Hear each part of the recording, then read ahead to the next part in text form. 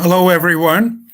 This is Rabbi Yitzchak Rudomin, and today we are continuing with our series on the book of Genesis, doing chapter by chapter. Each lecture, each presentation is one chapter at a time. We're in the book of Genesis, and today we'll be doing Genesis chapter 21. Bereshit, Perek, Chaf, Aleph. Chaf is 20 and Aleph is 1. And those are the Hebrew letters for 21. And the main subject matter of the chapter is the birth of Yitzchak, that Sarah and Abraham finally have a child by the name of Yitzchak, Isaac, and all the consequences thereof. At the time that Yitzchak was born, Abraham was 100 and Sarah was 90.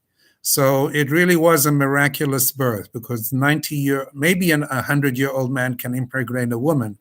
I don't know if it's biologically feasible today, but the Torah records that Abraham was 100, but a 90-year-old woman for sure, and a woman who's not just infertile. Apparently, Sarah didn't even have a proper womb, according to some of the commentaries. Excuse me. So she was set right, and somehow or other, miraculously, she gave birth. Now, this ties in with an important theme that you see throughout. It applies even in our times of pru'eravu, being fruitful and multiplying. We don't really think about it in a conscious way most of the time, but the truth of the matter is, populating the planet and populating the world is an important function of being a human being, having children. Now, among some circles, the modern circles, people are worried about the population explosion. But as one Rabbi Yaakov Kamenetsky said, we don't worry about either explosion. We don't worry about the nuclear explosion or the popular explosion. Doesn't mean to say we are not careful, but we certainly don't limit the amount of people who are born. And when it comes to nuclear explosions, we know something on that scale that's Armageddon. That's in the hands of God already. If something like that happens, it will be pretty much the end of humanity. So walking around worrying about it is not going to do you much good. You've got to continue with your life. And normal life means part of that is having children. And this was built in right away at the onset of the world when God created man. He tells him, be fruitful and multiply and fill up the earth. That was a blessing and also / instruction given to Adam and Eve. So the earth got populated, but then there was a flood. 10 generations after Adam came Noah, and there was a flood at that time, and humanity got wiped out. And we see yet again, even at the time when God was wiping out humanity, he instructed Noah to save himself and his family, and to save the creatures of nature in pairs. Kosher creatures were 7 pairs because they needed to offer sacrifices afterwards. But you see that the intent of God was to preserve the human race. And in fact, that language is used again. Pru'eravu, be fruitful and multiply, and fill up the earth, is used when the flood is over and Noah and all the animals and creatures that were with him in the ark leave and go out. And so God desires that the world be filled up again. Then there's 10 generations from Noah to Abraham. And then, voila, paradoxically, the God's chosen people, starting with Abraham, and now we're going to see the introduction of Isaac and then Jacob, comes with childlessness of all things. You would think a God who's concerned with filling up the earth and that people should be fruitful and multiplying would see to it that his chosen ones, like Abraham, Isaac, and Jacob, and their wives would be fruitful and multiply. But lo and behold, they suffer from childlessness, barrenness, infertility. and it's a deep question. Why? One of the reasons that's given is that God desires the prayers of the righteous. He wanted the forefathers to pray. But it still doesn't really explain. It remains a bit of a mystery, that the childlessness and the barrenness and the infertility of our forefathers and our mothers was such a prominent subject. So that when they do finally have children, it's not as if, they left their barren forever, but they have a child, not lots of children. Even though paradoxically God says, your offspring will be like the stars of the sky and the sand of the sea. We haven't really seen that. For example, the children of Israel and the Jewish people always been the smallest of nations. Even in the prophets it says, God chose you not because you were the greatest, because you were the smallest. So it's a paradox that remains, and it's a question of why that is so. But nevertheless, we see that the forefathers and their wives do have children, and then finally Isaac is blessed. Abraham and Sarah are blessed with a son through their own union. Abraham had another son, Yishmael, through a union with Hagar, but they are blessed with a son whom they call Yitzchak, Isaac. And that will be the subject matter of this of today's chapter. Now, interestingly, I'm going to jump ahead and read you a passage from the English translation of the Zohar as to how the Zohar describes Sarah becoming pregnant, God visiting her and Sarah becoming pregnant. I'm going to read you the words. It's a section.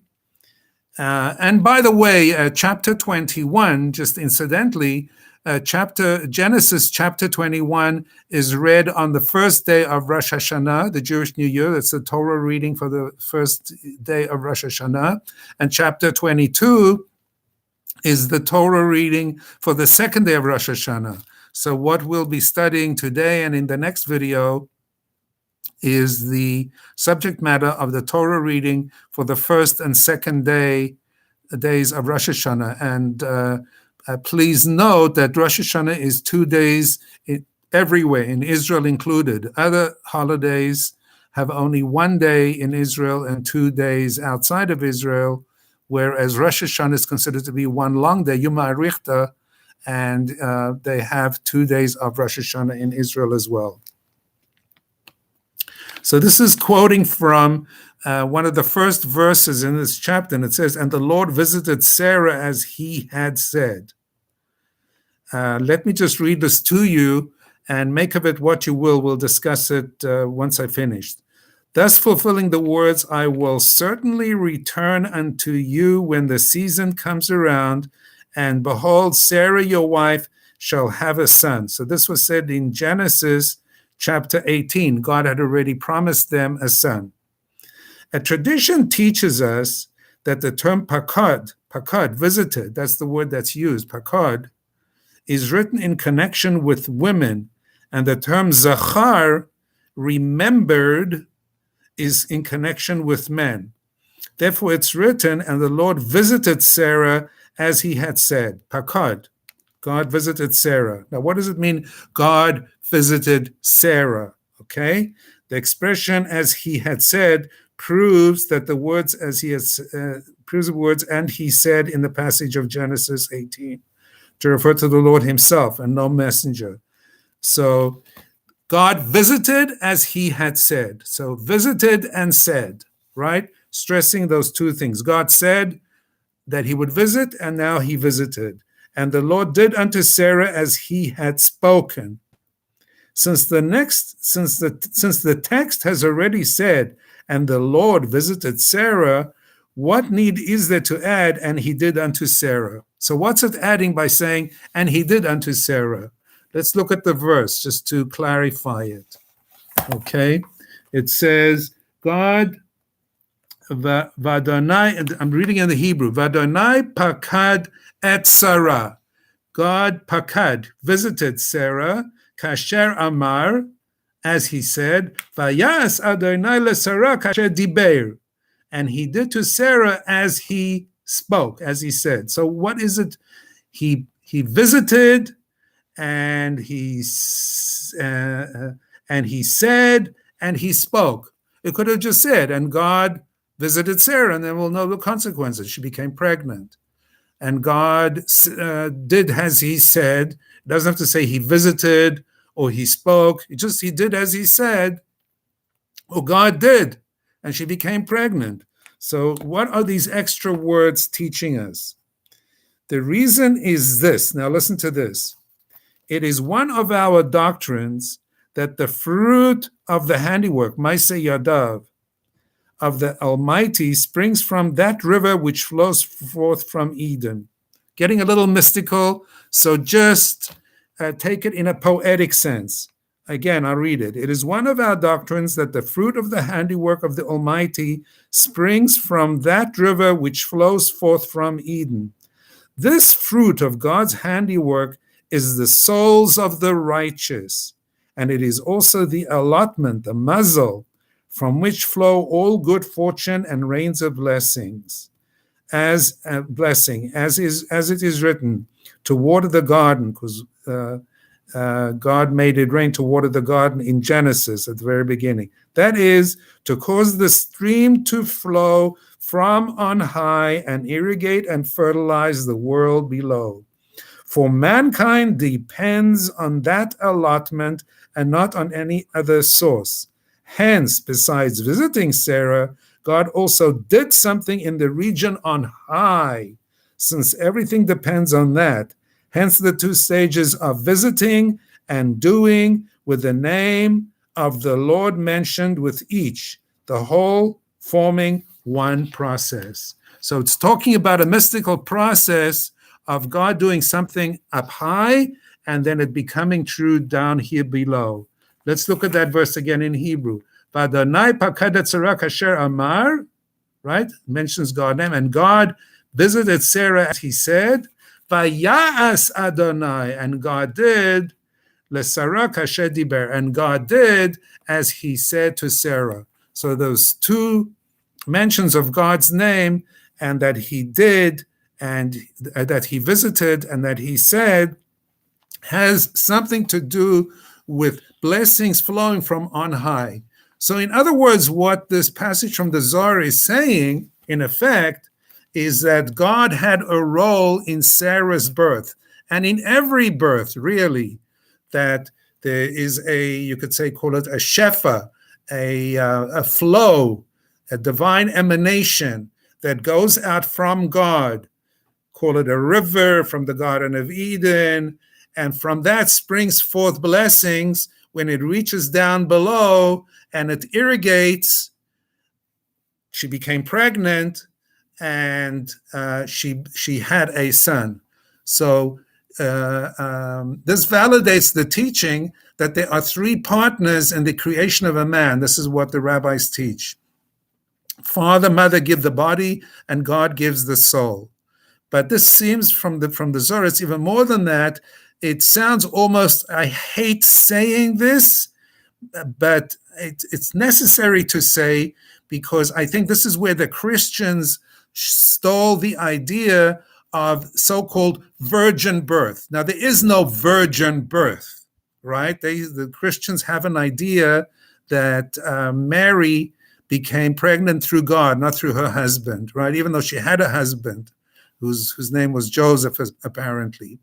But where did they get this idea of a virgin birth? So I'm saying from the Zohar, we see that this is an idea in Judaism that a pregnancy, and certainly Sarah's pregnancy, came about by an emanation coming forth from God. Now, of course, Abraham was involved as the father, but God was the true source of the emanation of Sarah's pregnancy.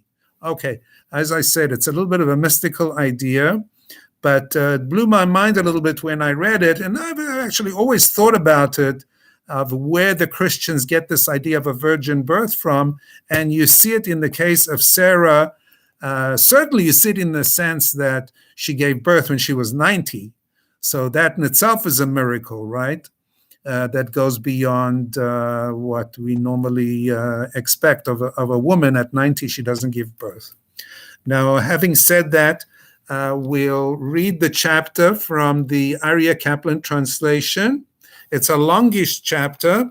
It has 35 verses. So that's 34 verses, I'm sorry. 34 verses. So that's a pretty long chapter. But nevertheless, we have to take a look at it, because the way Aryeh Kaplan translates it, we get a sense of an overview of the subject matter and of the chapter. So let's go for it. So this is how chapter 20, if you have a Bible, a Torah, a Chumash there with you, take it out, you can read it. There'll be links below with links to the Living Torah itself. It's available online, and to the translation of the Torah by Machon Mamre with English. And there's also a link to the Rashi commentary that you'll see I have placed at the bottom in the information box to this video. Okay, so let's go. This is the way the chapter starts.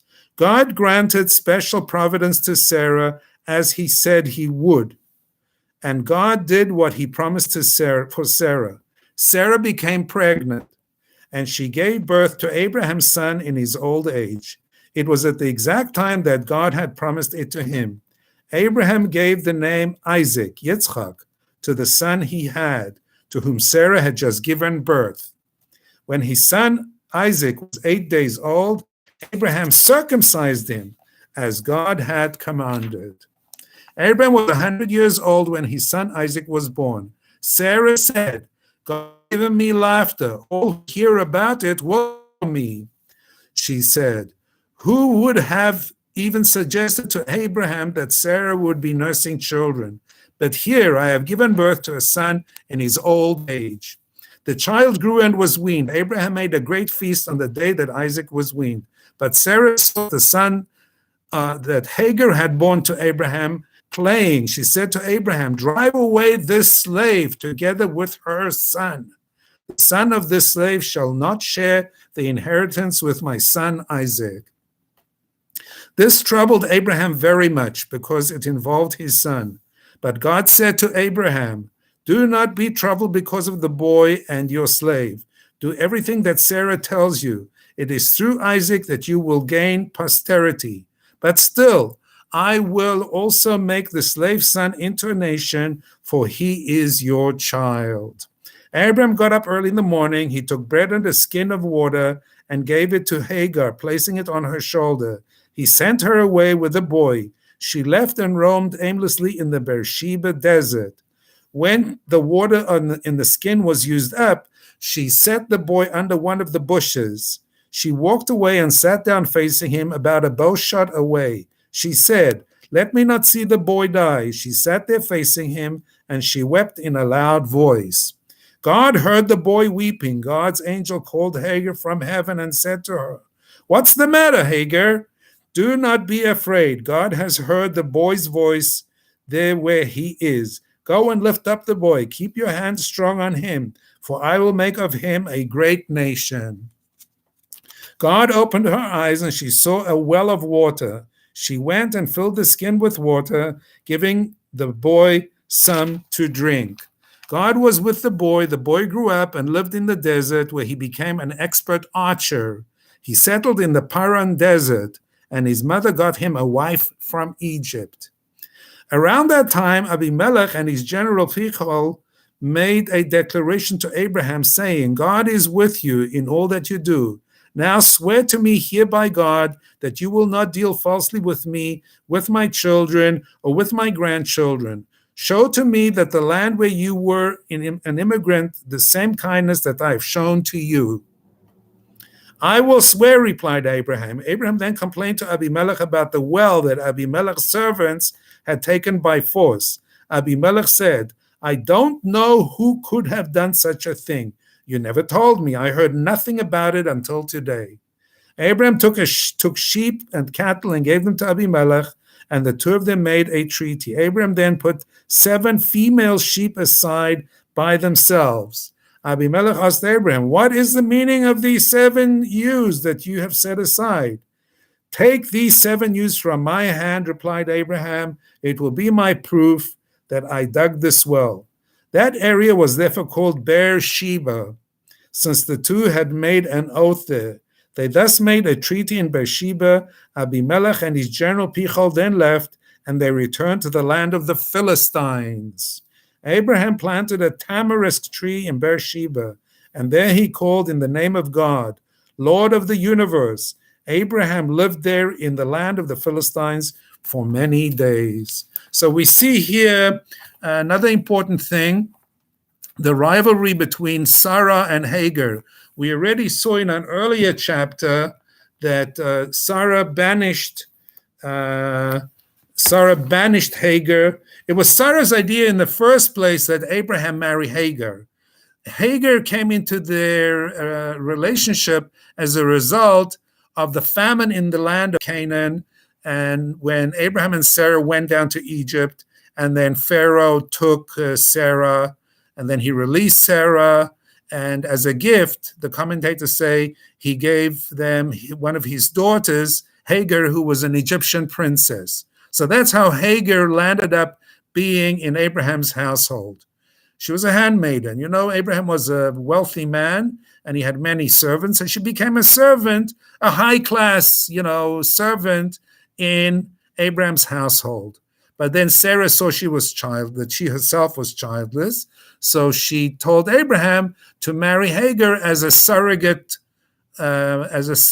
wife. Hagar became pregnant, and she started mocking Sarah. This was all previously, and Sarah didn't like it. So it says the commentators say Sarah gave her Hagar had a miscarriage. Sarah gave her an ayin hara, an evil eye.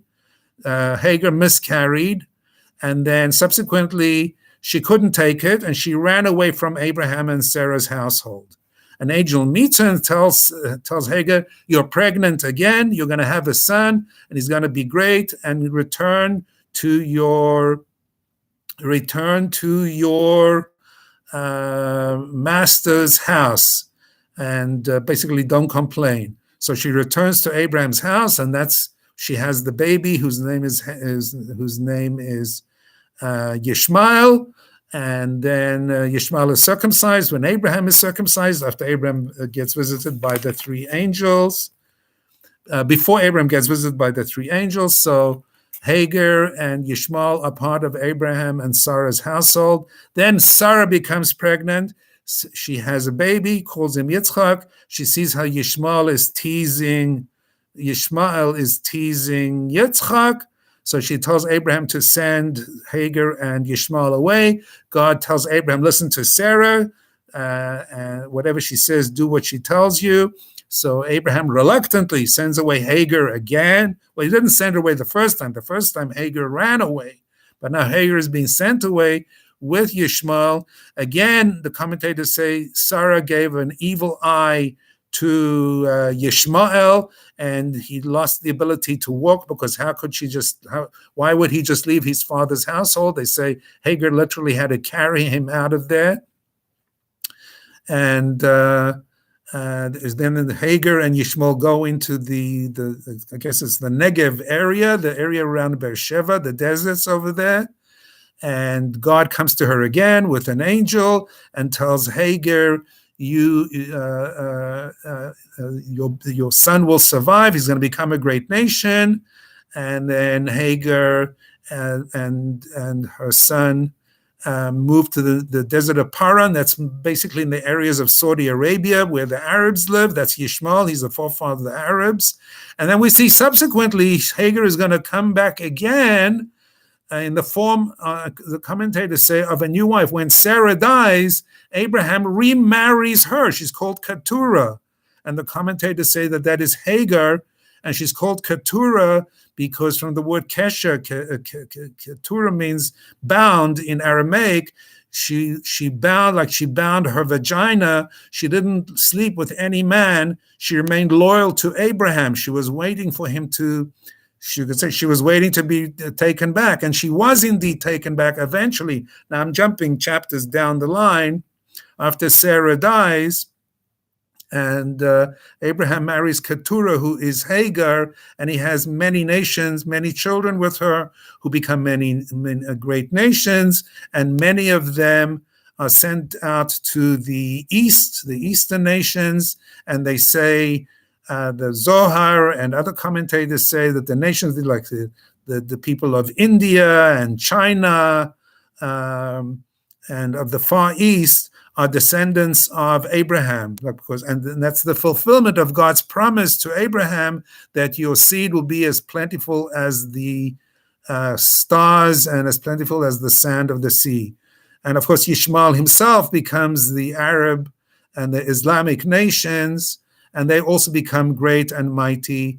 And the seed of Abraham then is spread, and they call that in modern parlance the Abrahamic the religions. That's Jews, Christians, and Muslims, Jews, Muslims, and Christians. And specifically, the main seed of Abraham is Yitzchak. Okay, so I gave you a summary of this rivalry that goes on constantly between Hagar and Sarah. And that's taken to be the rivalry between the Jews and the Arabs, the Jews and the Muslims, the Jews and the Egyptians. It's a theme that runs throughout history. Jews who lived in European lands didn't have to face Muslims as such, but the Jews who lived in the Arabic lands, for thousands of years, the Sephardic Jews and the Arabic Jews and the Yemenite Jews, the Teimanim and Sfaradim and Mizrahim, they have different names, and the Persian Jews and the Bukharian Jews. These are Jews of the Islamic and the Middle East and North Africa and even the Far East, who had to face the descendants of Yishmael to this very day. So I'm giving you a layout, a framework for understanding how the Torah and Torah Judaism looks at the lay of the land of the Jews vis-a-vis the descendants of Abraham. Okay, so now let's continue, go back to the chapter using the Rashi commentary. I use this translation. It's called the Pentateuch and Rashi's Commentary, a linear translation into English by Abraham ben Isaiah and Rabbi Benjamin Schaffman, in collaboration with Dr. Harry M. Olinsky and Rabbi Dr. Morris Charner, Book of Genesis. It's still available. You can buy it online. You can buy it, I recommend this linear translation. You can buy it on Amazon. I recently bought a volume that I was missing.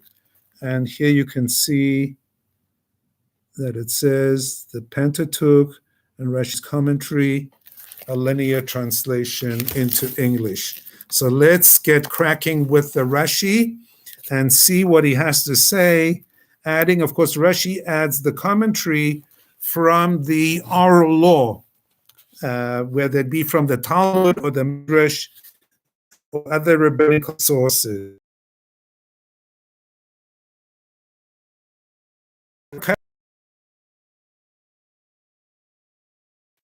Of this says,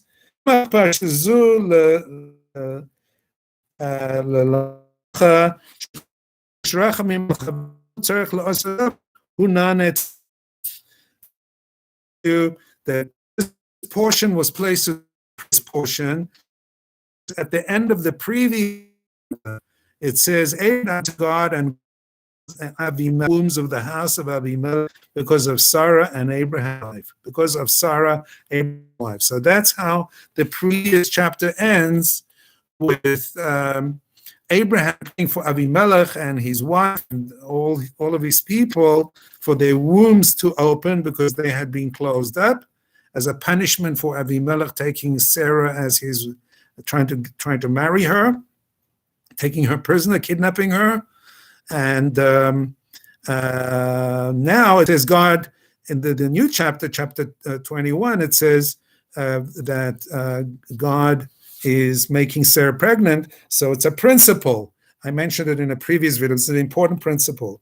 So it's telling you this principle. Whoever pleads for mercy on behalf of his friend, and he himself needs the same thing, he will be answered first. That's from the Talmud Baba Kama. The Talmud says it. Whoever prays on behalf of his friend is answered first. But this is even more. It's not just on behalf of your friend. It's if you need the same thing, you'll be answered. You'll be answered first. Shanema v'yispal, because Abraham prayed. Usmichle Hashem pagad et Sarah shepigda kvar kodem sheripe et Avimelech. That Sarah already became pregnant before he healed. In other words, Abraham prayed for Avimelech, but Avimelech had not yet been healed. But Sarah became pregnant. Now, what does it mean? Pakad et Sarah kasher amar. Pakad. Let's see how he translated pakad. Pakad, and Lord remembered. Aryeh Kaplan had a different translation. Let's take a look. If I recall, he said, Aryeh Kaplan said, God granted special providence. That's how he translated it, pakad. And there's a note on that. Granted special providence, pakad in Hebrew, Sihos, usually translated as remembered or visited.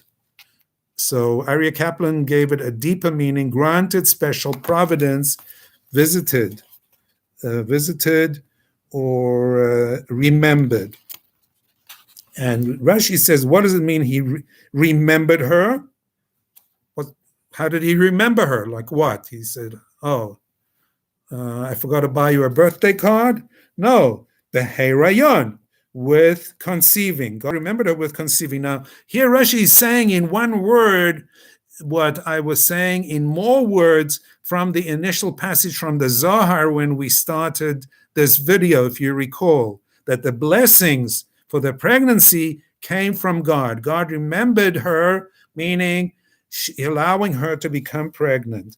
Kasher diber, as he spoke. What is that? That as he spoke. What's the significance of that? Beleda, with giving birth. Now he remembered her because there's different stages to the birth life cycle. You know, giving birth involves conception, that's one stage, and then there is birth. Just conceiving is not a guarantee of giving birth. Many women conceive, but they miscarry, or they don't even get to the stage of a miscarriage. They conceive, and then it just falls away. But here it was a conception that led to an actual birth. Okay.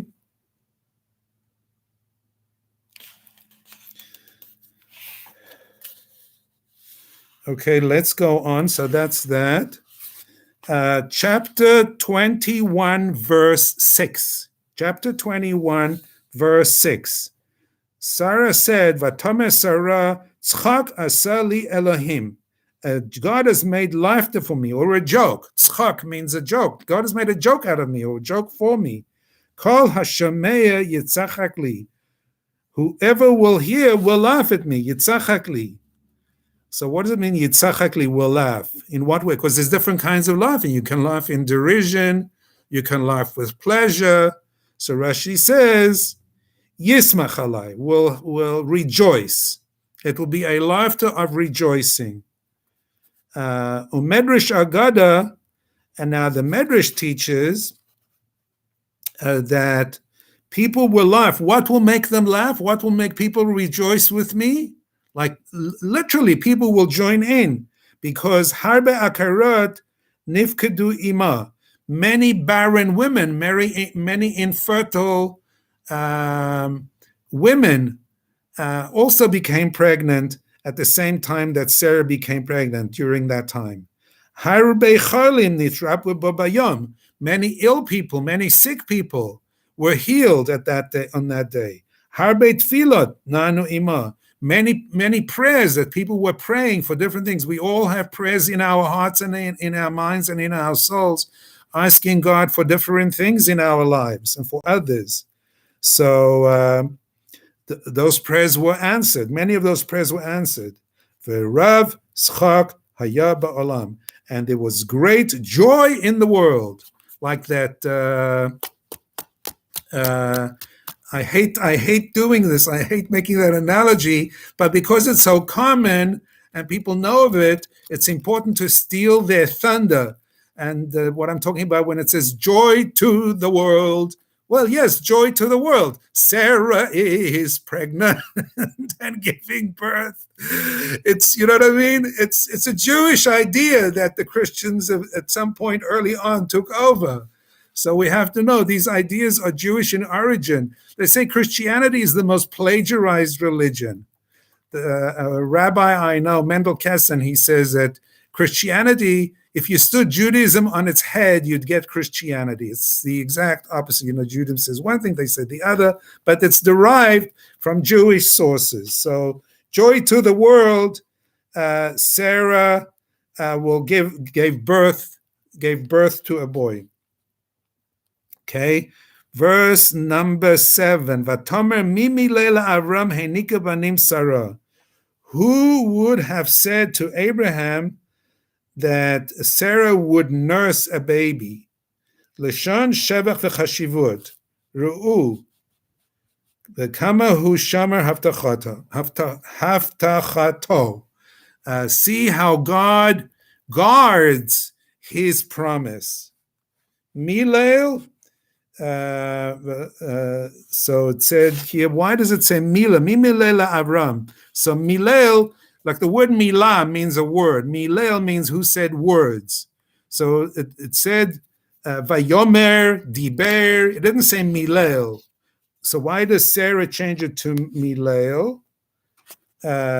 Because there's a deeper meaning that the Torah is trying to convey, and Rashi says it's a gematria. Gematria means a numerical value for letters that bring out meanings. And Milel is equivalent to 100. That was Abraham's age. Kolomar lesof mel Avram, when Avram was 100. Milel, so you have Mem is 40, Lamed is 30, and Lamed is 30. So 40 plus 30 plus 30 equals 100, and 100 was the age of Abraham when Yitzchak was born. So Mimi Lela Avram, so is giving praise to the Lord that Abraham was able to have a son when he was 100. And of course, for Sarah, she was 90. And it says as follows as well in verse 7, in the middle of verse 7, chapter 21, verse 7, Heinika banim Sarah, ki yaladeti ben lizkunav, that Sarah should give children sucked, that Sarah should nurse kids, for I have borne him a son in his old age. Umahu banim, because it says, Ki yaladetli hainika banim Sarah, Sarah gave suck, Sarah nursed sons. So what sons? She had one baby, she had one son. What sons? It says it, the Torah says it in the plural. Yet she gave birth to one child, not to multiple children. So that's what Rashi asks. Mahu banim l'shon rabim. What's this with the sons? That's plural.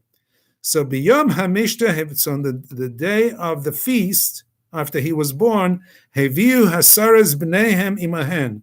The princesses, the royalty, the noble people, the lords, the ladies of the manors, brought their children with them, because it says their ability to nurse stopped, and or they just wanted to shahayu amrat lo yolda Sarah ella asufi Havia min ashuk, because many of them said, no, Sarah and Abraham just found a foundling. A foundling means just like a kid they found somewhere in the marketplace, and it's fake. They didn't really give birth.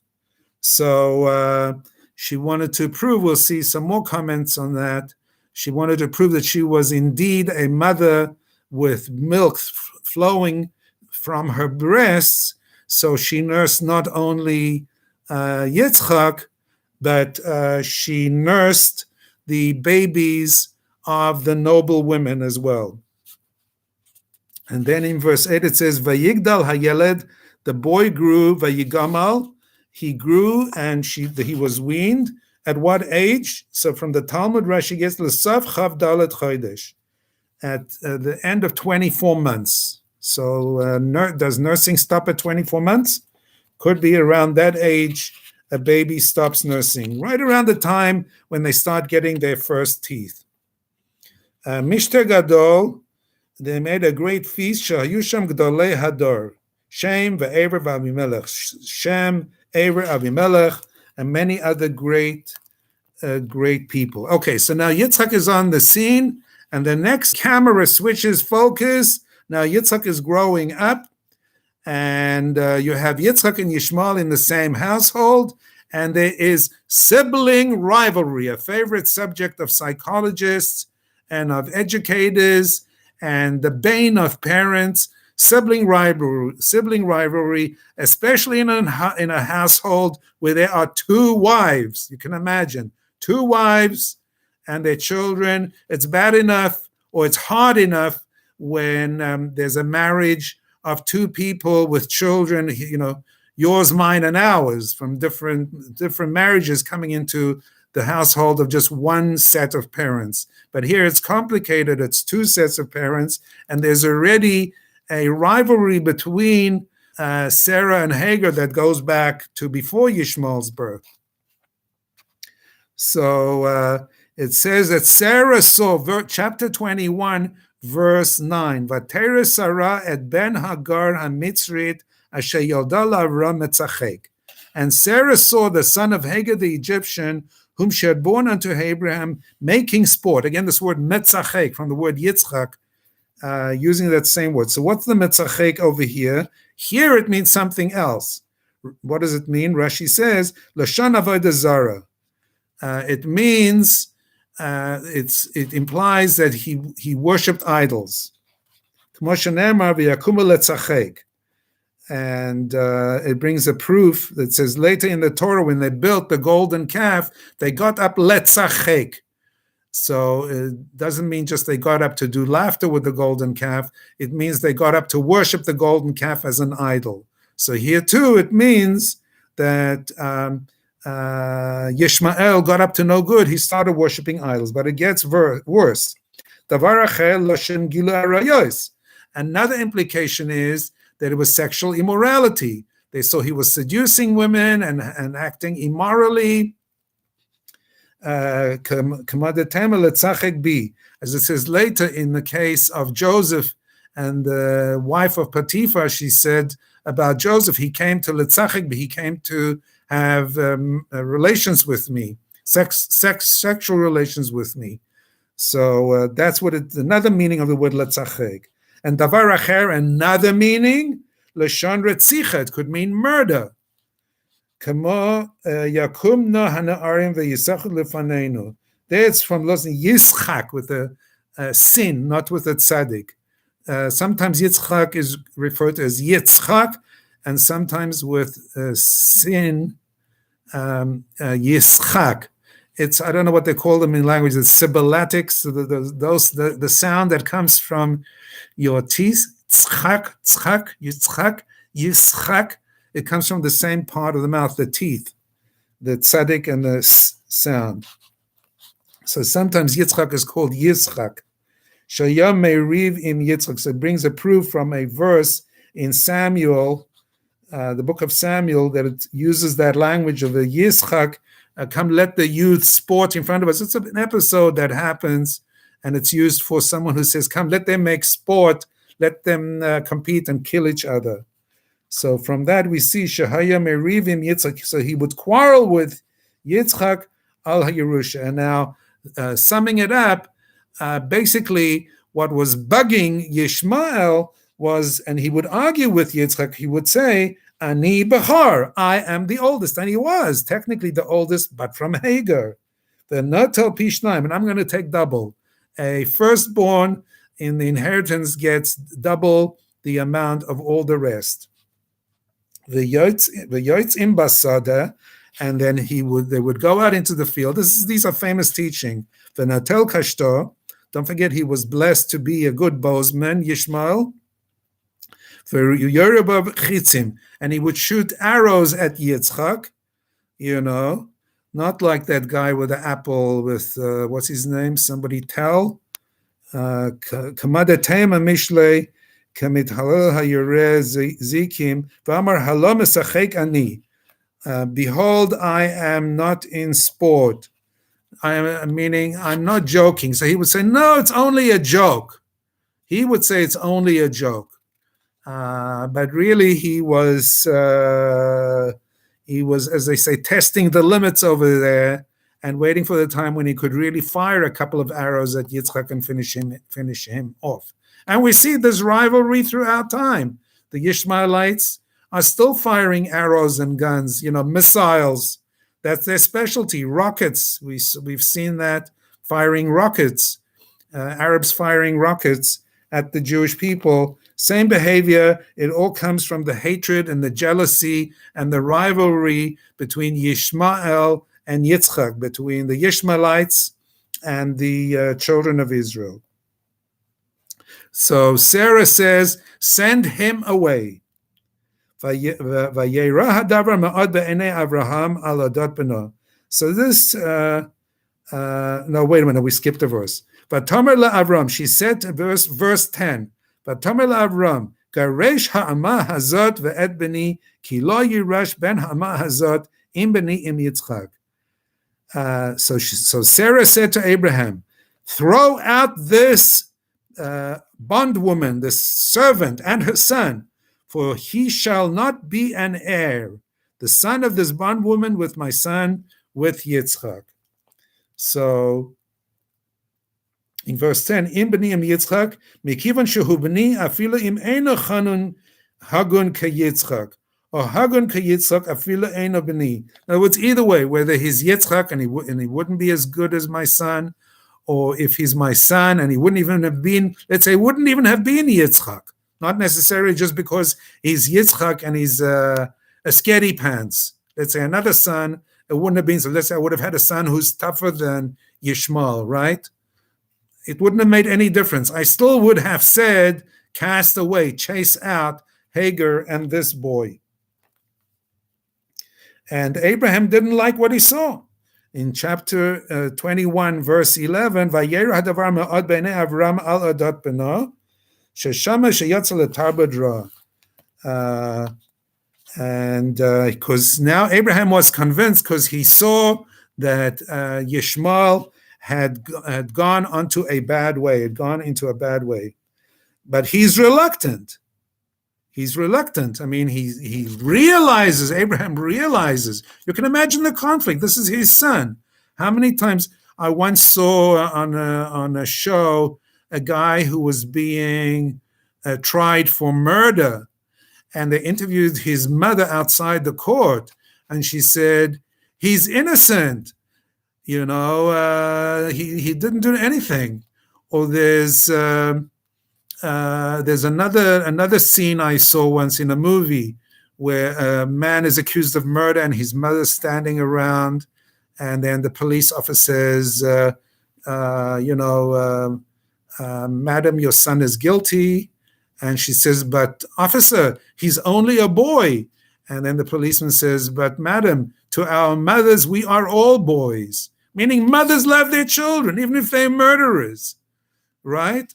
So that's just the nature of a human being. And certainly somebody like Abraham, who treasures other human beings, who's known for the attribute of chesed, of loving kindness, would he just throw out his own flesh and blood? So he's conflicted. So that's why you have now the next verse, chapter 21, verse 12. Vayomer Elohim el Avraham. God says to Abram, Al Yerah be'einecha. Don't let this be bad in your eyes. Don't let this be grievous in your eyes. Al hanar val amasecha. Because of the boy and because of the bondwoman. Kol asher tomar elecha sarah shma bekolah. This is a famous line. Kol asher tomar elecha sarah shma bekolah. Everything that Sarah says to you, listen to her. Ki veYitzchak yikal lecha zera. Because through Yitzchak will be called your seed. So Rashi says, shma bekolah, listen to the voice of Sarah. Lamadnu shehaya Avram tafel lesar ben Avius. So this teaches us that Abraham was junior, was lesser than Sarah in prophecy. Sarah is regarded as a prophetess, holy righteous woman and a prophetess, and God says to Abraham, listen to her. She knows what she's talking about. So Abraham swallows his pride, and God actually tells him, listen to her, and he does. So he packs them up, but God also says in the interim, chapter 21, verse 13, V'gam et ben ha'ama legoy asimenu ki zarachahu. But don't worry, even the son of the maid, of the bondwoman, however you translate ama, a surrogate wife, legoy asimenu, I will make him into a nation, ki zarachahu, because he is your seed. Abrahamic nations, Abrahamic faiths. And then it says, chapter 21, verse 14, Vayeshkem Avraham baboker vayikach lechem v'chemat mayim vayiten el Hagar sam al shichma ve'et hayeled vayeshalcheha v'telech v'teita b'midbar be'eshava. And Abraham rose up early in the morning, and he took bread, bottle of water, and gave it to Hagar, putting it on her shoulder, and the child on her shoulder, and sent her away, and she departed, and strayed in the wilderness of Beer Sheba. So it's tough, right? And it says, why bread and water? And Rashi says, V'lo kesef v'zahav. He didn't give her valuable things like silver and gold.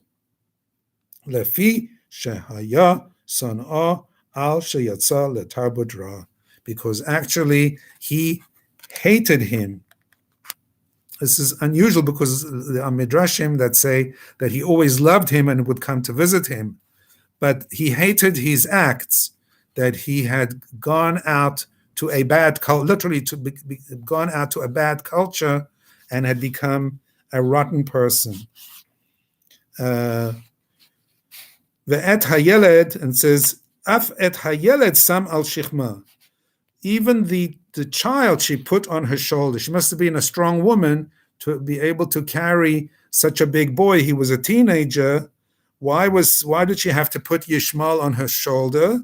Shehichnisa ba Sarah ayin ra. Sarah gave Yishmael an ayin hara. V'achasata chama, and then he got heat stroke. V'lo yachal leilech beraglav, and he couldn't walk on his legs. That's what the Rashi says from Bereshis Rabbah. And then it says, Vatelech vateta, and she departed and she strayed. What is it telling you? A deeper meaning. Chazra le'gelulei beit aviyah. She returned to the idol worshipping ways of her father. And her father was Pharaoh, so she returned to being an idol worshiper. And she runs out of the water, and she prays, and God answers the prayers of Yishmael, not of her, because God listens. From here we learn, I'm skipping now to verse 17, chapter 21, verse 17. God listened to the voice of the lad. Mikan sheyafa tfilas achayla mitfilas acherim alav, v'hi kadem lehitkabel. In a situation where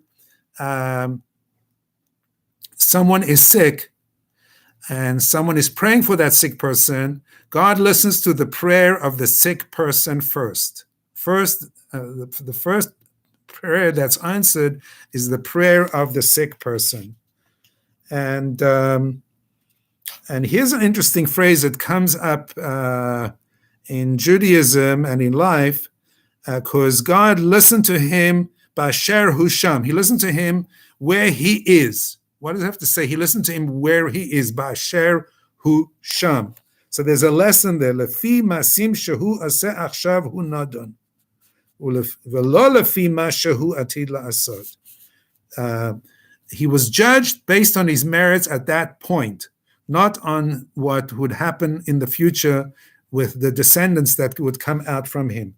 Lefi shahayu, Rashi continues, Lefi shahayu malachei hasharet mekatugim v'amrim, because the angels above, the serving angels in God's heavenly court, said, Ribbono shalom, shalolam, Master of the universe, mi she'atid zaro lahamid benecha betzama. This guy, this Yishmael, whose descendants eventually, there will be an episode where they will kill Jews through thirst. This has to do with the prophecy that in the times of the destruction of the first temple, the people passed through the land of the Yishmaelites. Some say it was Kohanim. Whatever it was many Jews passed through the land of the Yishmaelites and they asked for food and water. They gave them salty food. They made the Jews thirsty.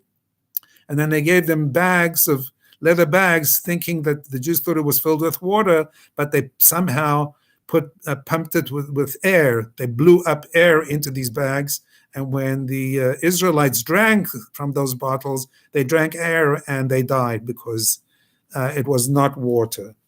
So God replied to the angels, Achshav huma, what is he now? Tzaddik or Rasha? Okay, so tell me now, God said, what is he now? Is he righteous or is he a sinner? So they had to admit, right now he's righteous. Amalahem lefi ma'asav shalachshav ani dano. I judge a person according to the deeds of now. Vezehu ba'asher hu sham.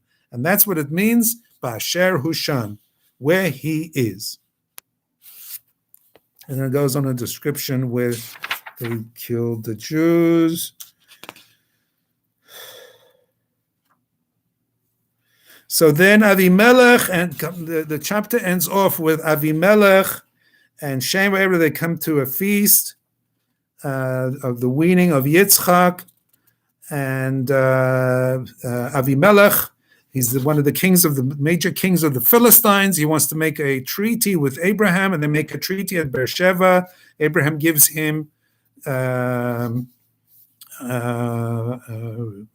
livestock, and he gives him 7 ewes, young sheep, and he says, I'll make a treaty with you, and why did your people bother me at the well? He said it didn't happen. They have a little discussion over there, and basically there's a treaty made. Abraham promises not to harm the children of the Philistines, of Avimelech's children and grandchildren, 3 generations.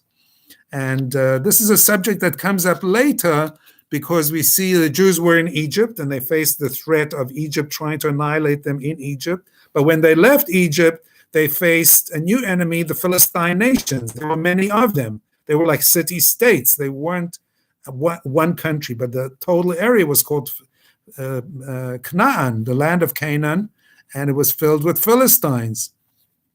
And these Philistines had made, originally their ancestor, Avimelech, had made a treaty with Abraham, and Abraham promised not to harm them because they saw how strong Abraham was.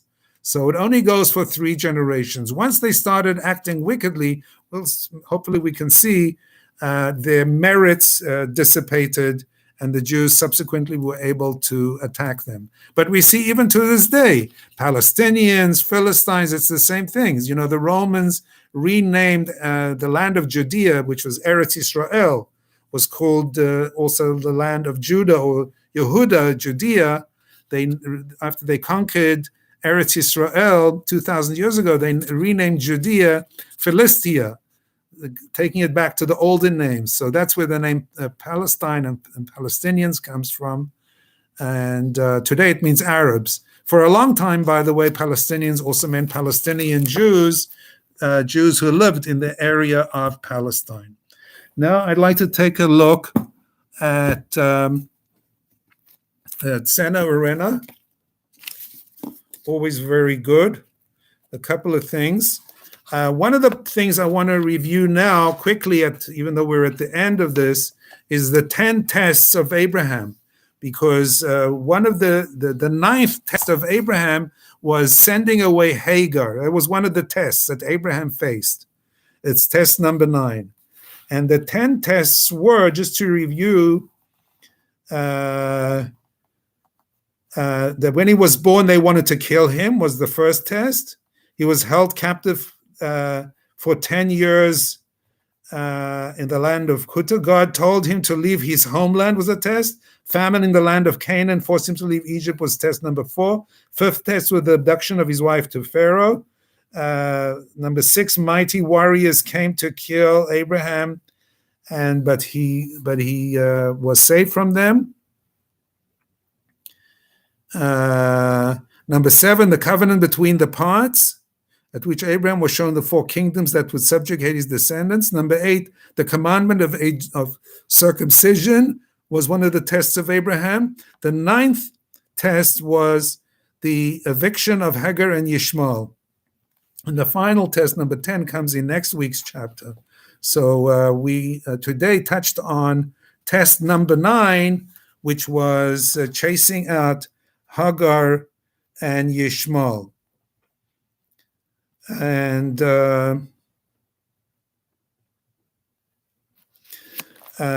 it says that Sarah nursed Banim. She nursed sons, right? So what sons did she nurse? So it says she nursed the children of the surrounding noble women. So being very modest, this is also from a medrash the Senorina brings, being very modest, Sarah was embarrassed to uncover her breasts, right? I mean, she had to nurse strangers, but she was embarrassed to uncover her breasts. So Abraham told her that she must waive her modesty for a short time and not be ashamed. And when she uncovered her breasts, milk flowed from them as from 2 fountains, as all the nobles' wives asked her to nurse their children. We have to see it not in an erotic sense. We are so eroticized and used to seeing breasts as a sex symbol. But here we're talking about nursing. When women nurse, it's not a sex symbol. It's a symbol of life. It's one of the stages of after birth.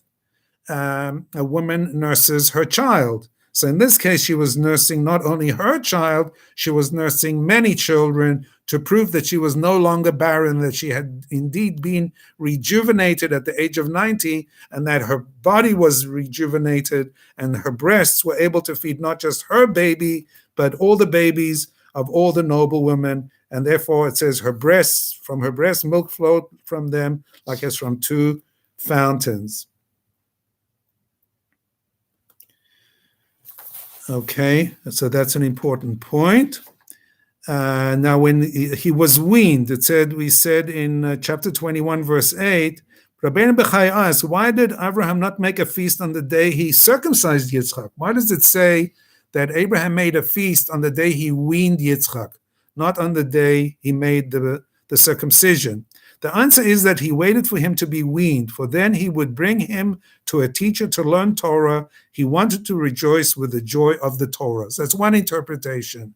He waited for 2 years to make the feast, because at that age of 2, a child starts to speak, and he waited for the time when he could start learning Torah.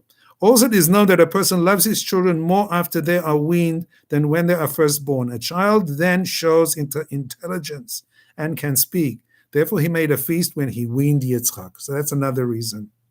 The Medrash writes, the word higamel, weaned, is made up of 2 letters, hag and mal. Mal means circumcised, right? Mila, bris mila, mal, Mila means circumcised, mal. If we say somebody is gemalt, a man is gemalt, we mean he's circumcised. While Hag has a numerical equivalent of 8. Hey and Gimel. Hey is 5, Gimel is 3. 5 and 3 is 8. Avram made a feast.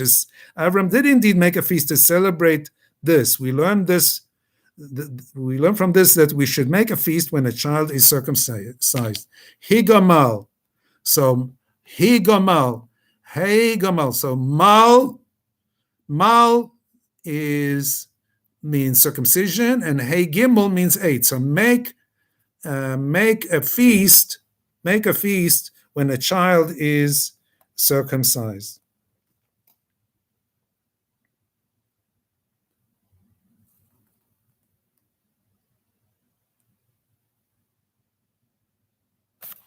Okay, and then there's a question of how come he only, that told us, how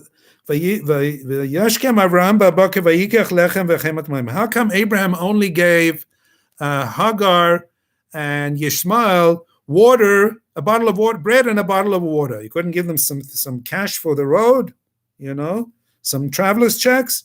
The author of Torah Yitzchak asks, how could someone as wealthy as Abraham send them off with no food for the road and with just bread and water? He didn't even give them enough food. The answer is that God told Abraham to do whatever Sarah asked him to do. Sarah said that he should exile them. So Abraham could do no more than what one customarily did for an exile, which was to give bread and water.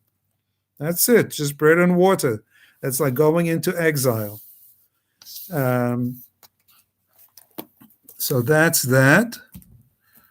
And I want to see here something from the Medrash says. Remember this book? Available. You can still buy it at any Jewish bookstore. You can buy it online. It's the Medrash says. This one's the book of Bereshit, book of Genesis. It's put out by Bnei Yaakov Publications. And the collator, the author and the editor is Rabbi Moshe Weissman. Copyright 1980. So it's been around for a while and has an approbation from Rabbi Moshe Feinstein. Rabbi Moshe Feinstein, the great rabbi who lived a few years ago, gives his approval to this great book, because basically it's a collation from the sources.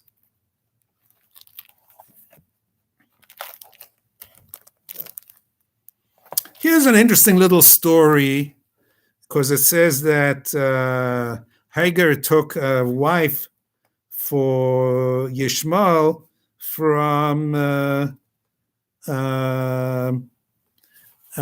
Egypt. So here's a medrash that says as follows. It's a little story. When Yishmael grew up, he married a wife from Moab. He married first a Moabite woman.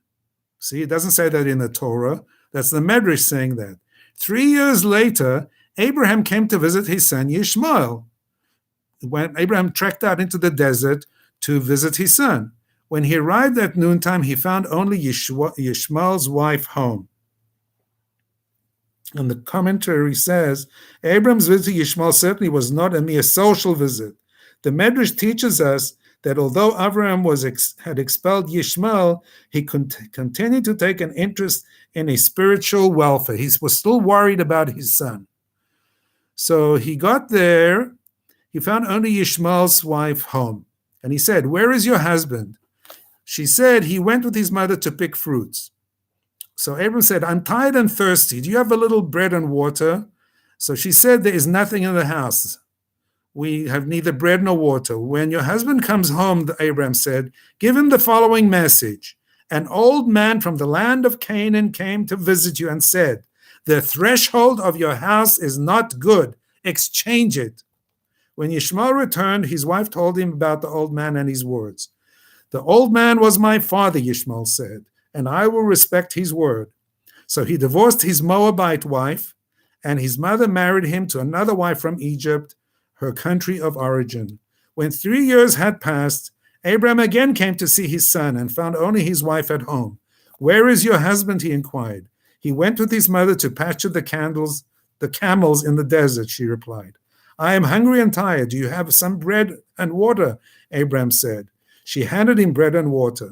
So Abraham said, when your husband returns, give him a message. The threshold of your house is good. And he arose and prayed to Hashem to bless his son. When Yishmael returned, his wife told him about the visit. That was my father, said Yishmael.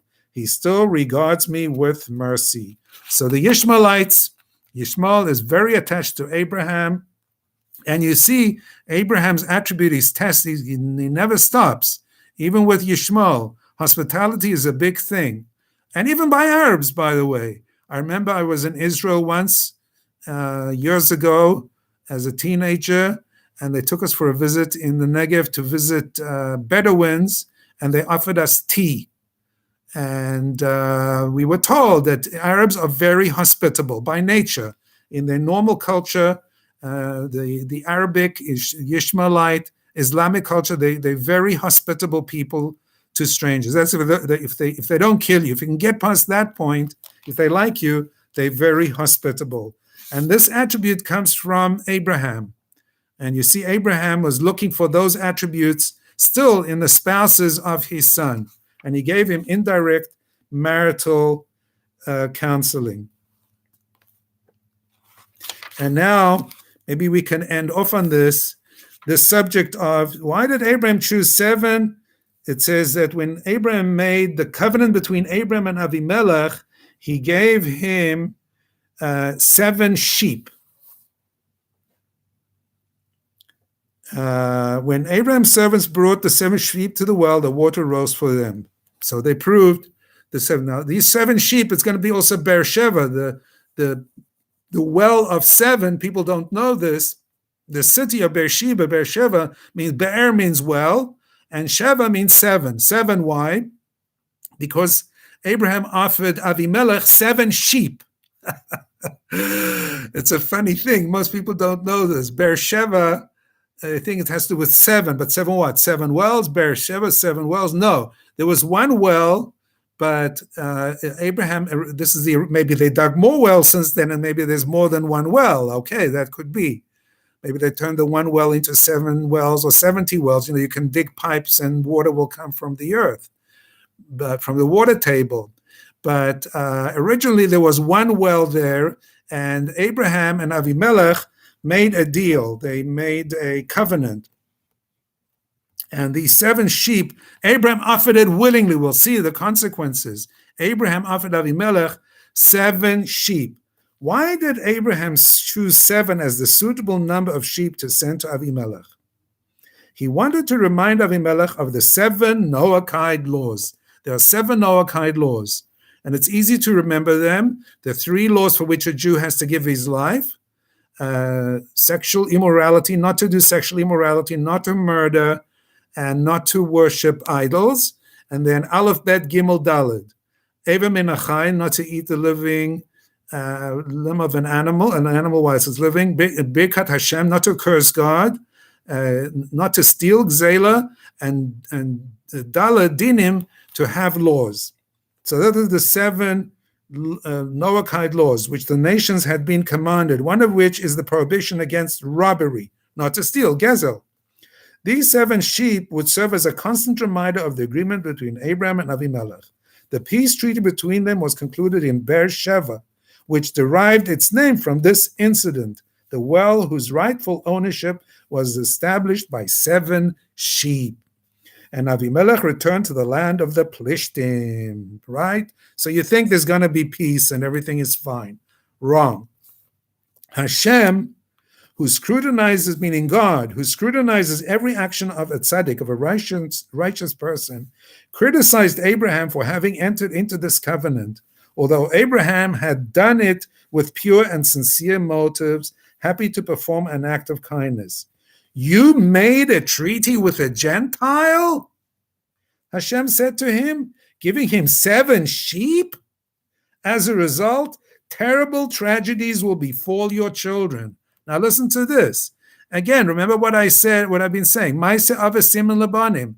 The deeds of the fathers is a sign for the children. Things, sometimes even the most minor things, even the most well-intended things, with the best intentions, will have drastic consequences down the line in the genetic in the historic, in the fateful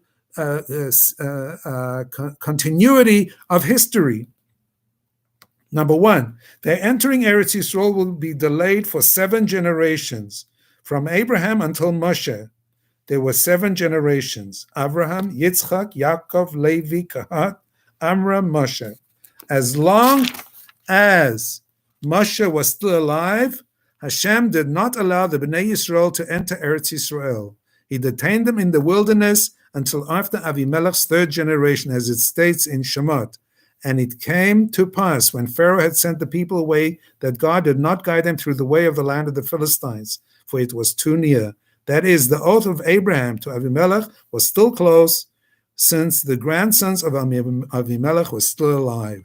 So it delayed the entry of the children of Israel into the land of Canaan, which would be, of course, the land of Israel. Next thing, Avimelech's descendants will kill 7 tzaddikim from among your descendants. You're so nice to the Philistines, right? It says, whoever has mercy on the cruel will be cruel to the merciful. So, and there's a principle involved. Here he was merciful to this cruel man, Avimelech. After all, he had kidnapped his wife, and there was a whole to-do about that till Sarah was released. So why are you not being so nice to him, giving him, in addition to other gifts that Abraham gave him? He gave him these 7, gratis sheep. So these are the descendants of Abraham who will die at the hands of the Philistines. Chafni and Pinchas were the sons of the high priest Eli. Shimshon, that's Samson, King Saul, and his 3 sons. So those 7 righteous people will die as a result. It's tied in with Abraham's uncalled for kindness to Avimelech. Next point, 7 sanctuaries belonging to your descendants will be destroyed. The Olmoed of the wilderness, of Gilgal, of Nov, of Gavan, of Shiloh. The Olmoed means the tabernacle, the Mishkan. It had different points when it was moved, and it was destroyed at various points as well. Of the wilderness, of Gilgal, of the wilderness, of Gilgal, of Nov, of Givan, of Shiloh, and the 2 temples. So that's 7 in all. 5 times there was the Mishkan disturbed by the Philistines, and Philistines and perhaps others, and 2 times the 2 temples that were destroyed. And then finally, the Aron, the ark, will be captured by the Philistines for 7 months. There was this famous story where the Ark of the Covenant was captured by the Philistines for 7 months. So that's the end of that. Maybe we have a little time, if you'll bear with me. This commentary, the Chumash with the teachings of the Talmud, really beautiful, brings passages from the Talmud that talk about events in this.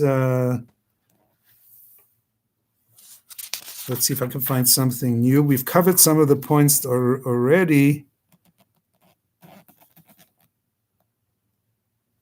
Yes, we've seen some of these points. Let's see.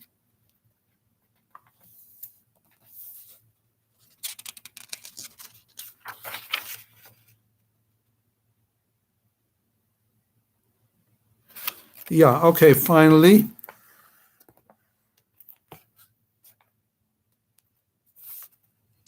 Vayita Eshel, and Abraham planted an Eshel. It says he planted an Eshel, could be an orchard or a house, an inn, and he called out to the name of God. Vayikra b'shem b'shem Adonai el olam. The simple reading of this pasuk says, the simple reading of this verse says that Abraham proclaimed the name of God. Since the Torah is not written with vowels, the word vayikra, he proclaimed, can also be read vayakri, meaning that Abraham caused other people to proclaim the name of God. In other words, Abraham planted, this is verse 33, of chapter 21, Abraham established or planted an ashel, either a tree or an orchard or a vineyard or an inn that serves the fruits and the produce from the orchard in Beer Sheba. Vayikra Shem b'Shem Adonai Elolam, and he called out. So it could be either that he called out to the name of God or that he caused others to call out. How did he cause others to call out? As follows. This is from the Talmud Sota, Tractate Sota. After Abraham had given his guests food and drink, they got up to bless him. Abraham would then tell them that the food they had eaten was not his. They had eaten the food of God, Hashem, who created and directs the world, and that he is whom they should bless. That he is whom they should bless. In this way, Abraham caused many people to proclaim the name of Hashem. Right? He would say, don't thank me, thank God. Where's your God? Oh, he's in the heaven and the earth, and so on and so forth. And through that, he would cause others to serve God. Just want to see if there's something else here.